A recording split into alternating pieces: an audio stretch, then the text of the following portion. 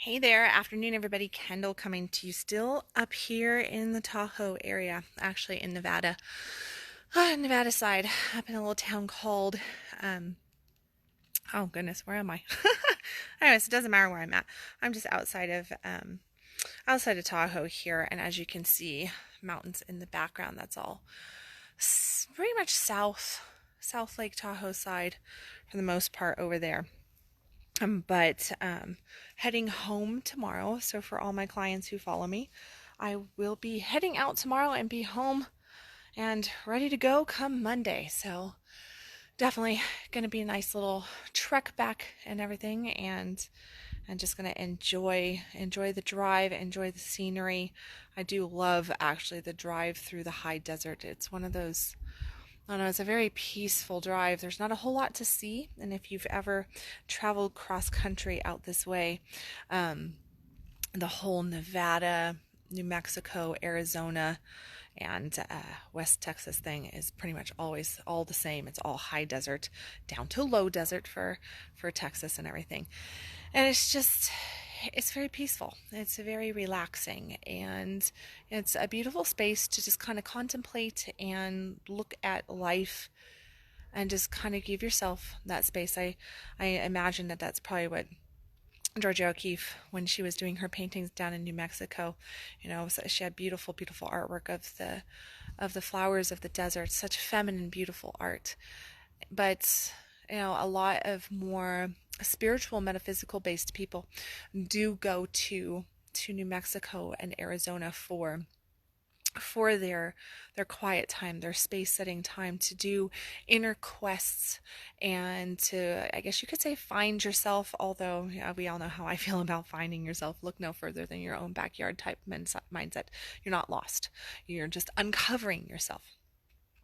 Which brings us to the topic of today, the uncovering of self, the meeting of self.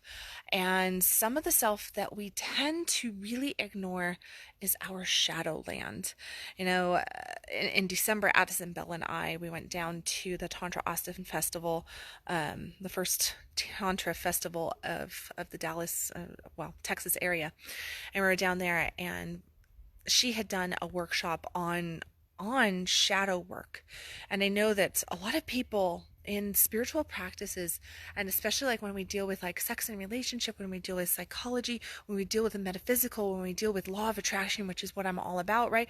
I'm always talking abundance and light and feel good, and bring focus on your desires, your heart's desires, get into alignment with your soul, all this stuff. The piece that often gets forgotten in a lot of coaching and a lot of education, a lot of deep dive work, is shadow work. And our shadow is our ego self. Our shadow is the self that kind of is scary to us. Like, it's the pieces of us that we're not necessarily comfortable with. But until we learn them, until we learn how to embrace them, they can become ravenous beasts with us, right? And they'll edge up and they'll bite us in the ass any possible chance that they get, much like a very hungry wild animal. Around here, and one of the main animals around here, this whole area, there's wolves, there's coyotes, there's bear, there's bobcat, there's bunnies, and raccoons, and all this different stuff. But one of the main animals is my favorite feline, the cougar, the mountain lion, as we refer to it around here, the mountain lion. And mountain lions are all over the place, but they really don't give a rat's rear end about us human beings unless they're really, really hungry. Okay, so unless you press into their territory, you go to hurt them, or they're starving, a mountain lion's not going to mess with you. It has far better things to do than to mess with human beings. Well, our shadow self, our shadow lands, that ego, it keeps itself entertained pretty good. And it does a lot of havoc on our life without us ever knowing, making us think that we're doing things for all the right reason. Our egos and shadow self definitely are very creative in manipulating us to do what we want. But when we do not really focus in and learn to pay attention to that shadow self, learn to respect it, learn how to, what I call, feed it breadcrumbs so that it doesn't launch up and take us down in moments. You know, if we don't learn how to do those things, then the shadow self will most certainly create self-sabotage patterns. At the beginning side of this year, here we are, just a few days into the new decade, a new year, all this different stuff. I'm up here in one of the most beautiful places in the world, in my opinion, the Tahoe area and everything, enjoying family, enjoying nature, enjoying being home. And I have people around me that, I'm getting messages and all this different kind of stuff about the struggles of the new year. And here it is. It's such a beautiful, beautiful start to a new year, in my opinion. And the witnessing of this is that there is so much self-sabotage because we enter in, and it's not just 2020. This is just the beginning of how we do things, right? We start out our new year, most people, partying until the wee hours of the morning, getting drunk, making stupid decisions, and waking up the next day not feeling very good. And that's at its best case scenario. That's if no drama really set in, right? And lots of people have lots of drama that happens on New Year's Eve rolling into New Year's. These are self-sabotage patterns, though. We self-sabotage by making these decisions and we're like, oh, well, let's do this, let's do that. I feel this way, I feel that way. We overboard do things and we self-sabotage when we're feeling really, really good or when we're feeling really, really low or really, really bad in some way, especially when we're feeling the high and the low. So why would we self-sabotage when we're feeling high? Well, self-sabotage when we feel high and when we're at an old time when, life is going great, where maybe we have just fallen in love, maybe we're with the person that we think that we're going to be with, for a very long time or forever. Maybe we just made a whole bunch of money. Maybe we feel great health-wise, business-wise, family, all this kind of stuff. Life is really groovy. We're loving it. We're just looking around and we know that we are blessed. And then all of a sudden we do something that causes self-sabotage, right? That is self-sabotage, this habit of self-sabotage. The reason why we do this at this point of highness in our life is because we have done a lot of work to get to where we want to be, but we have not quite earned it energetically, you could say. I refer to this as being a flash in the pan. It's when we have all this stuff line up because we just kind of fall into it. We've got a lot going on, right? We've mixed with the right people. We've mixed with the right energies. So we get a lot of great stuff that happens and it's just like, oh my gosh. And what do? We don't believe it. We don't have certainty. We don't trust it. We don't believe that we're worthy of it. We don't respect it. And because we don't respect it and we don't feel that we're worthy of it, we, without realization, take certain actions to destroy it, to blow it up. And, it's unique for every single person how we do this. It might be starting a fight. It might be, making poor decisions, whatever it might be. It can be all of a sudden jumping the gun and making a quick decision. I see this a lot with people who are moving from a corporate job to a business of their own, and they have a couple months where they've had like a six-figure income. They made $10,000-$12,000 or something like that, and they went from $3,000 a month or $5,000 a month, and then all of a sudden they make like $12,000, and they do it 2 months in a row, and they're like, oh my god, this is the way it's going to be. I'm quitting my job. I'm going full force, balls to the wall in this. I'm quitting my job. This is the way it is. Oh my gosh, oh my gosh, oh my gosh. This is happening, this is happening. And as soon as they quit their job, they lose their thunder for life. They find themselves sitting at home watching Netflix, drinking too much, not exercising, having negative thoughts, fearful thoughts. At first they're excited, but it's really quite quickly, like within a week or two, they start having negative thoughts. Their creative time, their focus all starts to dwindle. And what happens? Their business starts to dwindle with it. So they haven't learned the whole process. They didn't edge into it quite right, didn't step into it, and they did not learn their negative patterns. They only focused on just the positive. They ignored the negative, and the negative took them down. We do this in relationships as well, in different fashions. But the self-sabotage of the high is really truly based on the idea that we're not worthy of. We didn't work hard enough. We didn't earn it properly. It was too easy to get, therefore it can't be. And even though we may not be vocalizing it or consciously thinking it, there's a sensation in us that feels just this way. And then a self-sabotaging pattern forms, and voila, we end up crashing and burning on that.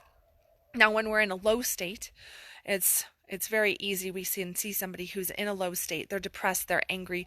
Life is going shit. You could say that that they're just in this really dark space in their life, and we don't know exactly what's going on inside of them. So we go, oh, what's going on? They just keep self-sabotaging, they're pushing it. And it's because they are masking, they're trying to mask their pain. They're hiding from their pain. So they're trying to numb out. So the self-sabotage patterns that they use to create numbness around the crap that they have going on in their life is what they choose to lean into because it makes them feel better. Temporary, yes, but it does make them feel better. It helps them take the edge off of the pain. And that is a very common characteristic. I want you guys to focus because here we are at the front side of a beautiful new decade. We are at the front side of a beautiful new year. Tons of creative energy. Everybody's talking about 2020 being, a year of change. We're going to rock out this year. I mean, I was seeing such beautiful messages come through and people sending me these amazing messages about their goals, their desires for 2020, and just these pumped up, excited things. Followed up with self-sabotage. And fear and worry and lack of worth. I want you, if you are one of those people that has big dreams, big goals, big desires for this decade, for this year that we are just venturing out into. If you are one of those people, I want you to look at, what are my dreams? What are my desires? Who am I right now? Who do I need to be to actually not just achieve, but to maintain these goals, dreams, and desires that I have for this next year to 10 years of my life? And that's the key right there. Who do I need to become to maintain these goals, dreams, and desires that I have for the next year to 10 years? It's not just how do I get them, but how do I hold on to them? We don't want to be lottery winners, okay? You do not want your 2020 to be like you won the lottery. And I know that you might go, why not? Like winning the lottery would be amazing. If I won like $40 million, blah, blah, blah, I could do this, I could take care of that, all this kind of stuff. The statistics on lottery winners, it's sad because so many of them commit suicide, get killed, lose their money within, a lot of them within a year, but definitely within 3 to 5 years, the majority of their funds are gone. They are more destitute than before they got started. They're more unhealthy mentally, emotionally, sometimes physically. And it is because they did not increase their vibration to match what they fell into, you could say. It is because they don't feel worthy of it, because they haven't created the right habits in order to maintain it. Part of the journey, the big reason why it is a journey, is for us to be able to grow our vessel, to be able to maintain the blessings that we are being given, not just to receive, but to maintain. This is the journey of building the strong vessel, the journey of really truly allowing ourselves to get into alignment, not just for a moment to call down the blessing, but to get into alignment and learn what that alignment feels like so that we can hold it, so that we can become this new person at this higher frequency and actually keep all that we are wanting. Doesn't that sound nice? I mean, who wants it just to be a flash in the pan? Yeah. So if all of a sudden you found $1,000, somebody walked up to you and handed you $1,000 right now, you'd be like, woohoo, that's great. What would you do with it? What would you do with it? If you did win the lottery, what would you do with it? Are you really truly ready for that? Do you really truly believe that you deserve it? Do you really truly believe that you deserve your dreams, your goals, your desires that you have for this next year, this next decade? And you need more than belief. You need certainty to call it in. You need certainty to hold it. You need belief to get you into alignment, and realize that there's going to be some doubt in there, but you've got to face that shadow of doubt. You've got to face that shadow of fear. You've got to face the shadow of, I'm not good enough. I'm too much. I don't deserve this. I can't ask for it. There's poor people out there. There's sick people out there. There's people starving out there. There's homeless people out there. Who am I to have all this blessing? Those are the things. And a lot of us go, oh no, that's not, I know that I'm worthy. I know this. And I'm calling bullshit right now. I'm calling bullshit because we all have worthiness issues. We all have fear. We all have doubt. We all have self-sabotage. We all have a shadow. The sun can shine on us all equally. Our shadows and how we give our attention to them and how we learn to walk the journey with them instead of just ignoring them will determine if we get to keep our blessing or not. So I ask you to look into your shadow selves, look into your self-defeating habits, into your fears, into your worries, into your own personal judgments today. Write them down, get right with them. Know yourself just a little bit deeper. Be willing to take those steps into the darker side of self and learn how to love that and learn how to own it and feed it a little bit of breadcrumbs so that you cannot just call down amazing blessings and lose them, but call down amazing blessings and manage to keep them. Keep them today, keep them tomorrow, and keep them for the next decade, for the life that you want, so that you can have not just a blessed moment, but a blessed life. I don't know if I'm going to be doing a conscious coffee tomorrow or not. I will definitely try. I'm going to say that I'm going to definitely try. I think I'm going to be leaving this area late morning tomorrow, so maybe I can jump on here and do a conscious coffee, or maybe I'll do one from New Mexico or something. I don't know, or from Arizona, or maybe from Area 52. 51, right? 52? Whatever the heck is Area 51. There we go. Area 51. Yeah, I know my area is really, really great. It's been a long day. Let's catch some aliens or something out there. I don't know. I got a bunch of pictures to post too.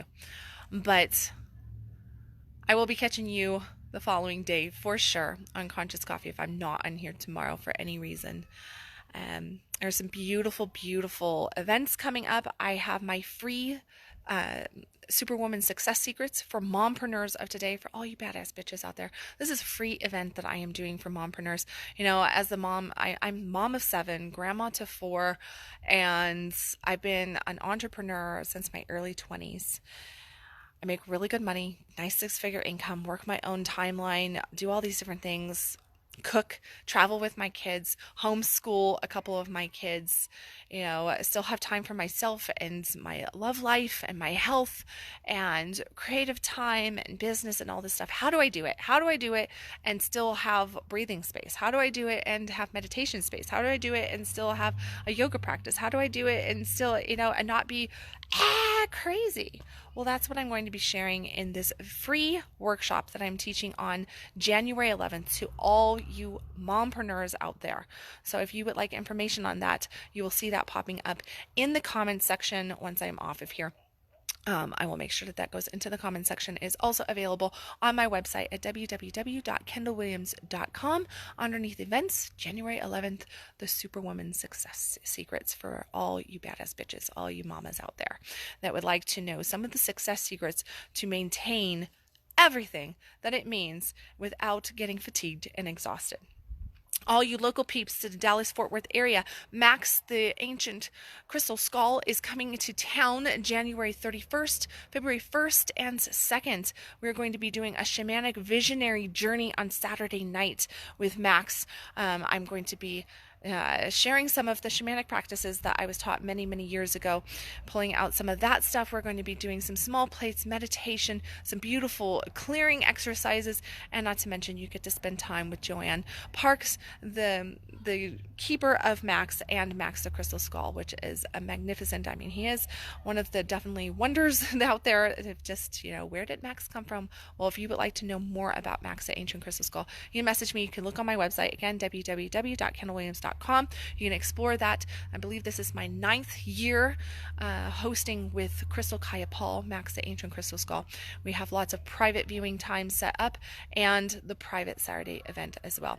There are a ton of events coming up. I've got relationship stuff. I've got pujas. I've got Addison has some amazing stuff. All of it is on my website. All of it is underneath the events tab. There's some amazing workshops and events coming up. Make sure to go there, check it out, and register today. They are all required that you register online if you would like to reserve a seat for them. Okay? And let me see. Anything else? Nope, I don't think there's anything else. Other than that, I guess I will just let you guys be. As always, remember, stop existing, start living, and pay attention to your shadow self so that it doesn't take a nip out of your butt and knock you down and destroy your beautiful 2020. I love you guys. I will catch you tomorrow.